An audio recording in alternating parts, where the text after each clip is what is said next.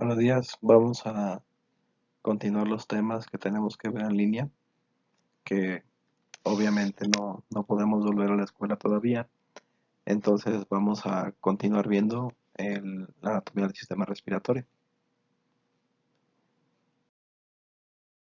Lo primero es ¿qué es la respiración? La respiración es un proceso que es extremadamente importante para nosotros como seres humanos porque mediante este proceso vamos a ingresar aire que tiene una proporción de oxígeno, porque acuérdense que no todo el aire es oxígeno, también se encuentra nitrógeno y se encuentra hidrógeno. Este oxígeno que nosotros tomamos del ambiente lo vamos a ingresar a nuestro organismo, se va a difundir al sistema circulatorio y una vez que el sistema circulatorio lo entrega a todo el cuerpo, obtenemos como resultado dióxido de carbono que tiene que ser expulsado en este proceso que es el intercambio de gases.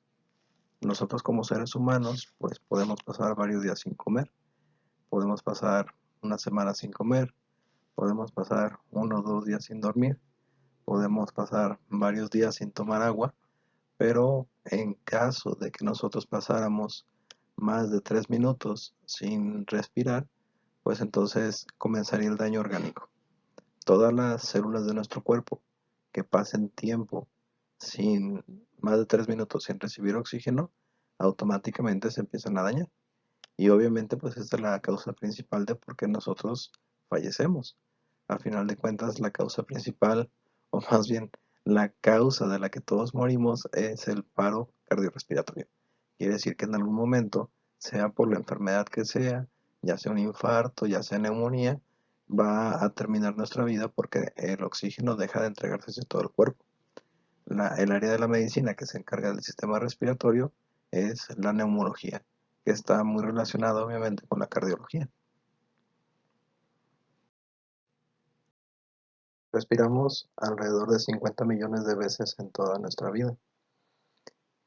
Obviamente esto quiere decir que nuestros pulmones, al igual que nuestro corazón, trabaja constantemente. Aun cuando dormimos, de todas maneras tenemos que respirar. De hecho, el dormir o dormir adecuadamente está influenciado directamente de que también podemos respirar. Si nosotros no podemos respirar bien, vamos a tener muchos problemas para dormir. Cualquier persona que tiene desviación del septo o que tiene sinusitis o que tiene asma sabe que el tratar de dormir es una labor muy difícil. En general, las personas que podemos respirar bien, pues podemos conciliar el sueño fácilmente. Una de las maneras más sencillas de cómo nos podemos quedar dormidos es limitar la cantidad de oxígeno que ingresa a nuestro cuerpo. Quiere decir que si nosotros respiramos em, más pausadamente y metemos una menor cantidad de oxígeno en nuestro cuerpo, nuestro cerebro poco a poco se va apagando y es así como podemos dormir de manera más sencilla. Cada vez que respiramos le damos vida a todas nuestras células. Todas las células requieren un aporte de oxígeno, excepto las células que ya están muertas. Particularmente se refiere a las uñas y al cabello, que como son células muertas, pues ya no requieren una oxigenación. Es decir, las uñas no tienen una arteria. ¿Por qué? Pues porque no lo requieren. Nosotros somos seres aerobios. Aerobio quiere decir que específicamente requerimos del ingreso de aire para que podamos funcionar. Hay organismos que son anaerobios, organismos, por ejemplo, como algunos tipos de algas o de bacterias, que al no requerir oxígeno pueden vivir en condiciones muy diferentes a las de los seres humanos. Y otra cosa bien importante es la respiración. La respiración es un proceso semiautónomo. Semiautónomo se refiere a que mientras nosotros no pensemos en respirar, este proceso se hace de manera natural e involuntaria, pero nosotros podemos controlar el proceso de la respiración. Podemos respirar más fuerte, podemos respirar menos fuerte, podemos hacer inspiraciones profundas, podemos pausar nuestra respiración. Esto es muy diferente, por ejemplo, a la función del sistema urinario o la función del sistema circulatorio, porque nosotros no podemos controlar la producción de orina, no podemos controlar nuestro latido cardíaco. pero sí, por lo menos de manera temporal, podemos controlar nuestra respiración. Pero como esta función está regulada por el bulbo raquídeo y no por el cerebro, el respirar es una función que se va a realizar porque es necesaria. Nadie se puede ahogar a sí mismo. Yo no puedo ponerme la mano en la nariz y decir me voy a morir ahogado, porque en el momento en el que mi cerebro detecta esta falta de oxígeno, automáticamente tengo que respirar de nuevo. Muchas personas creen que una persona con enfermedad de Alzheimer se podría morir porque se le olvida respirar, pero no se le puede olvidar respirar a nadie porque eso está regulado en el bulbo raquídeo. El bulbo raquídeo es esta parte del cerebro que se encarga de nuestras funciones que nos mantienen vivos. Si la respiración estuviera controlada por el cerebro, entonces constantemente tendríamos que estar pensando en inspirar y expirar. Pero como esta función se da en el bulbo raquídeo, quiere decir que este es un proceso que se hace de manera autónoma. Normalmente no ocupamos pensar en respirar y no se nos puede olvidar respirar. A los pacientes que tienen enfermedad de Alzheimer sí se les puede olvidar comer, definitivamente, pero no se les puede olvidar respirar. Si nosotros no respiramos, no llega oxígeno a nuestras células y las células no pueden realizar sus procesos metabólicos. El más importante es el ciclo de Krebs. El ciclo de Krebs nos explica que para que yo pueda obtener energía celular, requiero de oxígeno y de glucosa. El oxígeno que proviene obviamente del sistema respiratorio y la glucosa que proviene del sistema digestivo. Entonces, para que yo pueda estar despierto, que yo pueda tener energía, requiero comer adecuadamente y ocupo respirar adecuadamente. Si una persona quiere ir a la escuela y quiere poder aprender y quiere que el cerebro tenga la capacidad de entender, para empezar ocupa haber ido desayunado. ¿Por qué? Porque si el niño no desayuna antes de ir a la escuela, entonces su producción de energía será mucho menor. Y si esta persona no respira adecuadamente, porque, por ejemplo, la clase está muy aburrida y se está quedando dormido a media presentación, pues obviamente el cerebro se empieza a apagar. Quiere decir que nuestros procesos metabólicos, para que nuestras células funcionen adecuadamente, pues dependen de la respiración.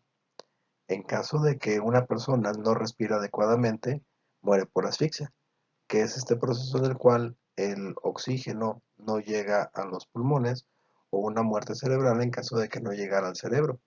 Incluso la definición de un infarto al miocardio tal cual es la falta de oxigenación hacia el corazón.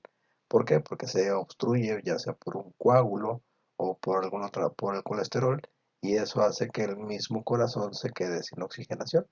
Entonces, esto nos da una magnitud de la importancia de por qué el oxígeno tiene que entregarse a todas las células del cuerpo. Por supuesto que esto no es fácil para el cuerpo. ¿Por qué? Porque muchos de nuestros pacientes que tienen enfermedades son enfermedades que impiden específicamente el flujo de oxígeno. Por ejemplo, el paciente que es diabético es una persona que tiene mala circulación, porque es un tipo de daño de la diabetes. Entonces, si la persona es diabética, quiere decir que para empezar, sus miembros inferiores, particularmente los dedos de sus pies, son miembros que van a recibir menos oxigenación y eso favorece la aparición de úlceras por presión. El sistema respiratorio está compuesto por dos estructuras principales. A unas les llamamos vías respiratorias. Entonces, las vías respiratorias son este conjunto de estructuras o de tubos o de conductos que van a hacer que el aire pase del mundo exterior hacia los pulmones. Y la otra parte constituyente del sistema respiratorio son los pulmones. Los pulmones son las estructuras específicas que se encargan de la distribución del oxígeno hacia dentro de nuestro cuerpo. Es en el, particularmente en los alvéolos donde se va a llevar a cabo el intercambio de gases. Es decir, en los alvéolos el oxígeno ingresa hacia el sistema circulatorio y el dióxido de carbono sale del sistema circulatorio para pasar al sistema respiratorio. Acuérdense que los alvéolos son la porción terminal del sistema respiratorio, es decir, no hay más hacia adentro. ¿Por qué? Porque una vez que nosotros atravesamos estas vías respiratorias y que llegamos a los pulmones, ya no hay más sistema respiratorio hacia adentro. Tenemos que cambiar de sistema hacia el sistema circulatorio y ahora sí, la sangre se va a encargar de distribuirse por todo el cuerpo. En esta imagen podemos observar las estructuras que componen el sistema respiratorio. En la parte más superior podemos ver que el aire ingresa por las fosas nasales y luego pasa a la nasofaringe, a la parte posterior de la nariz. Después pasamos hacia la laringe, que es este punto de inicio de la tráquea, y después al bajar por estas estructuras cartilaginosas que son la tráquea, el aire tiene que dividirse en dos, a un nivel que es la carina, que es este punto de separación entre el bronquio derecho y el bronquio izquierdo, hasta que llegamos a los alvéolos pulmonares. Los alvéolos son las estructuras que son tan pequeñas que permiten el intercambio de gases. Los alvéolos conforman lo que es el parénquima pulmonar. Obviamente, esto es solamente una imagen que vamos a ir desglosando poco a poco. Todas las estructuras tenemos que verlas, pero ya por separado. Esas son las estructuras que componen el sistema respiratorio. La primera son las fosas nasales, que están en contacto directo con la nariz. Las fosas nasales tienen unas funciones muy particulares, entre ellas calentar y humedecer el aire. Después, la faringe está en contacto directo con la boca, es la porción más posterior de la boca.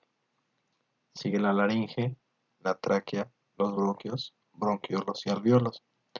Ahora, todas estas estructuras son susceptibles al daño, todas se pueden inflamar. La inflamación de las fosas nasales, el prefijo latino para la fosa nasal es rino. Entonces, la inflamación de las fosas nasales es una enfermedad que se llama rinitis, una de las enfermedades más comunes del mundo porque pues, es lo que conocemos como gripe. La faringe se inflama en un proceso que se llama faringitis, que al estar en contacto con la boca, obviamente su signo más característico es el dolor de garganta. El signo más característico de la rinitis es el moco. En la laringe se encuentran las cuerdas vocales. Por lo tanto, en la laringitis, el signo más característico es la dificultad para hablar, lo que conocemos como disfonía, que es diferente de la afonía, porque las personas que están afónicas no pueden producir sonido. Las personas disfónicas les cuesta trabajo hablar. En la inflamación de la tráquea, la traqueitis es una enfermedad en la que por lo general se encuentra una tos persistente, una tos difícil de eliminar, es una tos ahogona. La inflamación de los bronquios, pues obviamente no necesita presentación, se llama bronquitis, y los pacientes que tienen bronquitis, por lo general van a presentar una secreción mucosa en los bronquios. Entonces, el signo más característico de la bronquitis es la tos con flemas. La inflamación de los bronquiolos es una enfermedad que se conoce como bronquiolitis, que es una enfermedad exclusiva de los bebés menores de 1 año. Estos bronquiolos, al apretarse, impiden el flujo de oxígeno hacia dentro del pulmón y por lo tanto el signo más característico es la disnea, la dificultad para respirar. Y al final tenemos los alvéolos, que la inflamación de los alvéolos no es la alveolitis, es la neumonía. Los pacientes que tienen neumonía no intercambian gases. Puede parecer que ellos están inspirando o expirando, pero el oxígeno no ingresa al sistema circulatorio. Por lo tanto, la dificultad para respirar es el signo más característico de la neumonía, que curiosamente un paciente con neumonía puede cursarla sin tos, porque la tos, sobre todo la tos productiva, es un signo más asociado a la bronquitis. Claro, todas estas enfermedades se pueden combinar. Puede existir la rinitis junto con la faringitis en una entidad que se llama rinofaringitis, o puede existir la bronquitis con la neumonía en la bronconeumonía. No son las únicas estructuras del sistema respiratorio que se pueden inflamar. En la cara encontramos los senos paranasales que se inflaman en un proceso que se llama sinusitis. La inflamación de las amígdalas que se encuentran en la faringe se da en un proceso que se llama amigdalitis. Y la inflamación de los oídos, que aunque no respiramos por los oídos, se considera parte del sistema respiratorio, es una entidad patológica que se llama otitis.